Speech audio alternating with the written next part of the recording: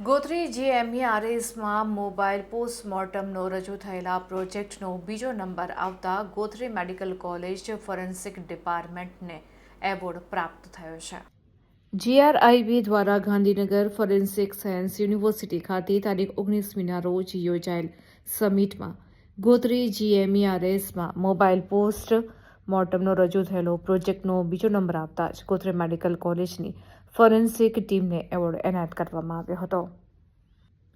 Ahmedabad plane દુર્ઘટનામાં પ્લેનમાં સવાર 241 મુસાફરો અને રોડ પરના 19 વ્યક્તિઓ મળીને 260 વ્યક્તિઓના મોત થયા હતા. આ દુર્ઘટનાનો ભોગ બનનારના પોસ્ટમોર્ટમ માટે તંત્રએ કમર કસી હતી. આવા સમયે મદદરૂપ કઈ રીતે થઈ શકાય તેવો વિચાર જીએમઈઆરએસ સંચાલિત ગોત્રી મેડિકલ કોલેજના ફોરેન્સિક મેડિસિન અને ટોક્સિકોલોજીના પ્રાધ્યાપક ડોક્ટર હિતેશ રાઠોડને વિચાર આવ્યો. તેમણે આ વિચાર અમલમાં મૂક્યો અને આ માટે તેમની ટીમના પ્રાધ્યાપક ડોક્ટર ઉત્તમ સોલંકી અને ડોક્ટર કૃણાલ વસાવા સહિતને જોડ્યા હતા. આ માટે મોબાઈલ પોસ્ટમોર્ટમ રૂમ બનાવવાનું નક્કી કરવામાં આવ્યું હતું. આ માટે તેમણે એક કન્ટેનરમાં તેને બનાવવાનું નક્કી કર્યું અને તેને અમલમાં મૂકી દીધું. આ કન્ટેનરનો ઉપયોગ રોજબરોજ થાય તે માટે ડીકમ્પોઝ બોડીનું પણ અલગ પોસ્ટમોર્ટમ આ મોબાઈલ પોસ્ટમોર્ટમ રૂમમાં થાય અને મૃતદેહને કોલ્ડ સ્ટોરેજમાં રાખવાની પણ વ્યવસ્થા ઊભી કરવાનું નક્કી કરવામાં આવ્યું હતું. 4 મહિનાથી ગોત્રી ખાતે આ મોબાઈલ પોસ્ટમોર્ટમ રૂમ કાર્યરત છે, જેમાં 8 ડીકમ્પોઝ બોડીના પોસ્ટમોર્ટમ કરવામાં આવ્યા છે,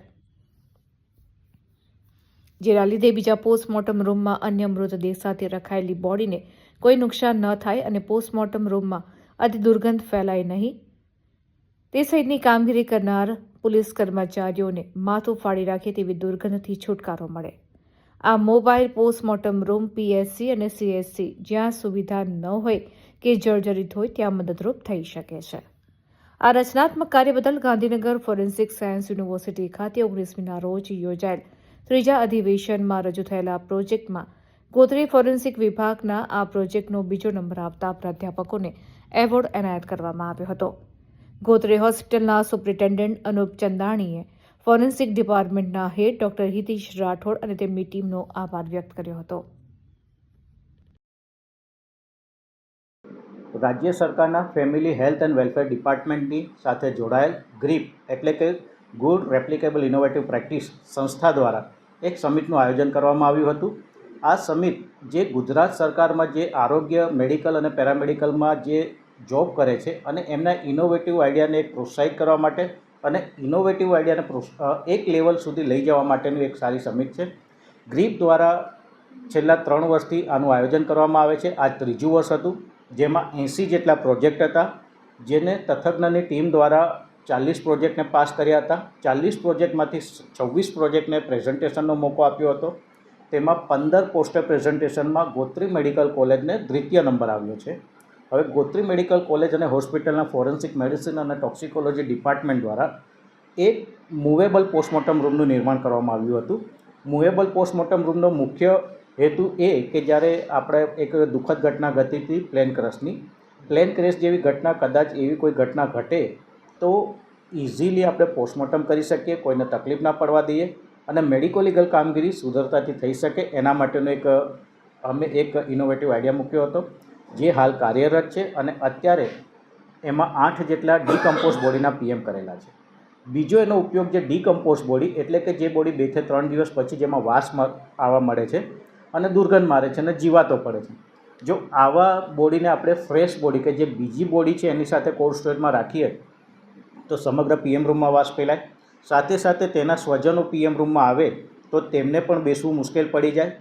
સાથે પોલીસને ઇન્ક્વેસ્ટ ભરવામાં કે પોલીસ પેપર વર્કમાં બી તકલીફ પડે, સ્ટાફ, ડૉક્ટર સ્ટાફ તમામને તકલીફ પડે.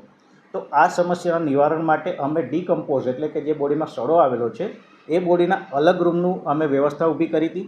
ત્યાં એના માટે આ કન્ટેનર ખૂબ જ ઉપયોગી છે. ત્યાં 2 બોડીના પોસ્ટમોર્ટમ થઈ શકે છે અને 8 બોડી આપણે કોલ્ડ સ્ટોરેજમાં રાખી શકીએ એવી બંને વ્યવસ્થા એક જ કન્ટેનરમાં આપણે રાખેલ છે. બીજું કે જ્યારે આપણે પીએસસી સીએસસી ગ્રામ્ય લેવલે જે પોસ્ટમોર્ટમ રૂમની હાલત જોઈએ છે, જો એ ઇમ્પ્રૂવ કરવું હોય તો આ કન્ટેનર એનો બેસ્ટ ઇલાજ છે.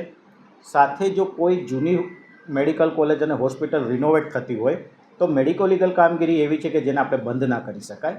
તો આવા સમયે જો કન્ટેનર રૂપ આપણે મૂકી દઈએ આવું કન્ટેનર તો મેડિકો લીગલ કામગીરી સાથે સાથે ચાલુ પણ રહે અને જ્યારે કમ્પ્લીટ પીએમ રૂમ બની જાય ત્યારે આ કન્ટેનરનો ડીકમ્પોઝ બોડી માટે આપણે ઉપયોગ કરી શકીએ છીએ. જનરલી આપણે હોનારત સમયે કોઈ પણ સાધન સામગ્રી બનાવીને મૂકી હોય છે એ ઘણીવાર કેવું કે ઉપયોગમાં ના આવતા બગડતી હોય છે, પરંતુ આ એક એવો પ્રોજેક્ટ છે કે આ એવું ઇનોવેટિવ આઈડિયા છે જે સતત ઉપયોગમાં બી રહે છે. હાલ અમે ડીકમ્પોઝ બોડીના પોસ્ટમોર્ટમ કરી રહ્યા છે અને કોલ્ડ સ્ટોરેજનો પણ ઉપયોગ કરીએ છીએ અને એકદમ સ્વચ્છ અને સારો પીએમ રૂમનું નિર્માણ કરવાનું હજુ જે કામ થયું છે બાકી છે પતાવીશું અને ભવિષ્યમાં આને અપડેટ કરી અને સોલર પેનલ સાથે એને મૂવ ઇઝીલી થાય એ વ્યવસ્થા પણ અમે કરીશું. દ્વિતીય નંબરે એવોર્ડ પણ આપવામાં આવ્યો છે. હાલ જે અમને દ્વિતીય નંબરે એવોર્ડ જે આપવામાં આવ્યો છે ગ્રીપ સંસ્થા દ્વારા, એ અમને ફોરેન્સિક સાયન્સ યુનિવર્સિટીના ઓડિટોરિયમ ખાતે તારીખ 19ના રોજ જે કાર્યક્રમ રાખવામાં આવ્યો હતો ત્યારે અમને આપવામાં આવ્યો છે. અને આ જે મૂવેબલ પોસ્ટમોર્ટમ રૂમ આખા ગુજરાતમાં એકમાત્ર ગોત્રી મેડિકલ કોલેજ અને ફોરેન્સિક ડિપાર્ટમેન્ટ જોડે છે.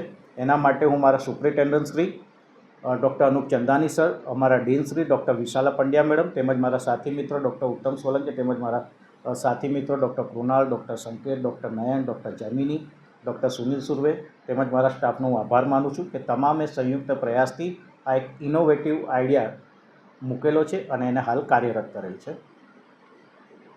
વિશેષમાં હું જણાવું તો હાલ જે રાત્રિ પીએમનો જે આપણે ચર્ચા ઘણીવાર થતી હોય છે એના બે શબ્દ હું આપને કહી દઉં કે રાત્રિ પીએમ એ સુપ્રીમ કોર્ટની ગાઈડલાઇન પ્રમાણે જ થતું હોય છે. ઘણાને કદાચ કાયદાનું નોલેજ ના હોય તો હું જણાવું કે સુપ્રીમ કોર્ટની ગાઈડલાઇન પ્રમાણે જ આપણે રાત્રિ પીએમ પણ અમે કરી શકીએ છીએ.